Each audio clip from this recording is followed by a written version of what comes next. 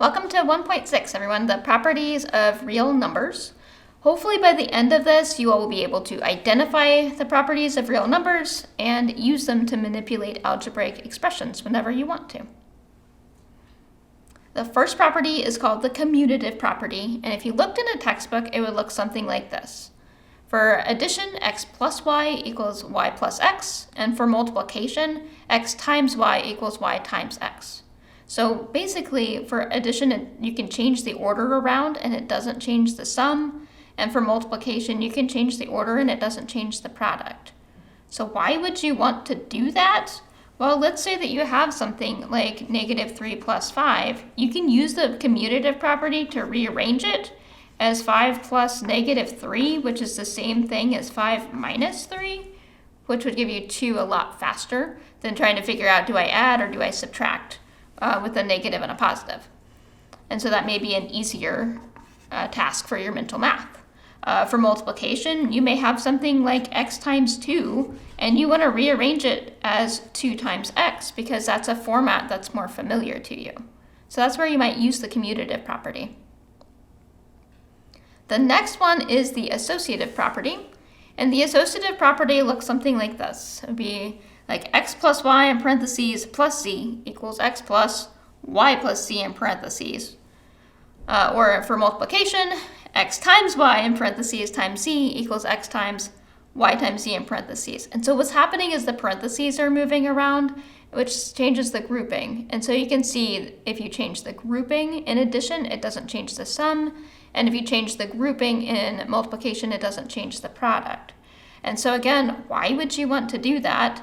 Well, let's say that you have something like 7 plus 2 plus 8. It just asks you to add all three numbers together. Well, one person might go left to right. They might do 7 plus 2 first and get 9, and then do 9 plus 8, which is, they have to count on their fingers to get to 17.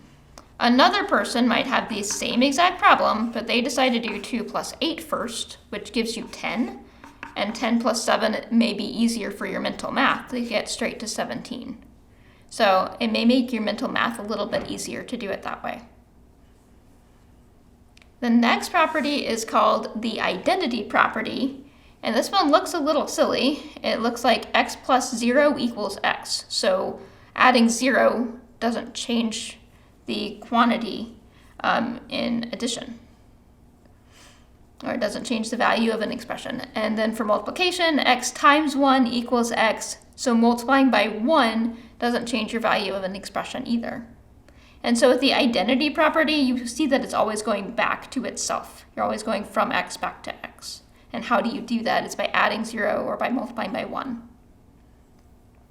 The inverse property is going backwards from the identity property. And you're going to get like x plus the opposite of x equals 0. So you notice that we're going to that identity element from the identity property.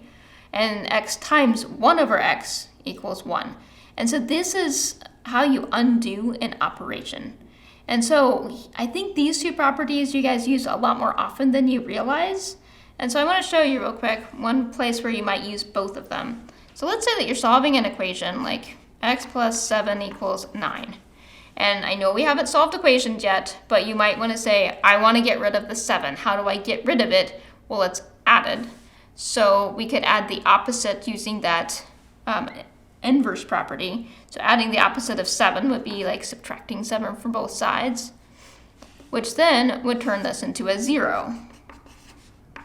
9 minus 7 is 2, and then x plus 0 is just x, and that's how you can figure out what x is. So that adding the opposite to get rid of it, you were actually using the inverse property. And technically that equals 0, but that whole x plus 0 just gives you x. You're actually using the identity property without realizing it.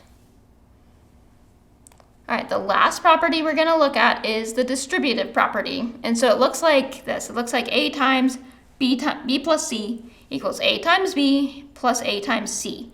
So the a is getting multiplied by b and c because they're both in the parentheses.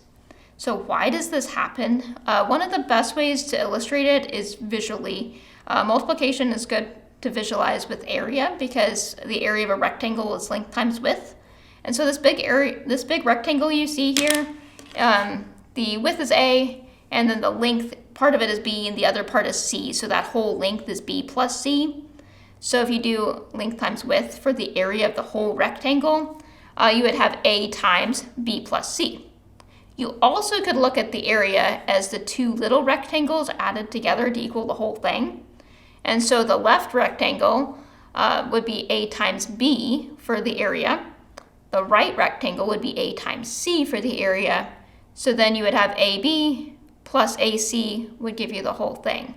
And so that's why those two areas are equal to each other, because it's the same figure. It's just two different ways to get there. And that's why the distributive property works. All right, now you guys get to try one. So you guys get to try a problem and show me how much you've learned.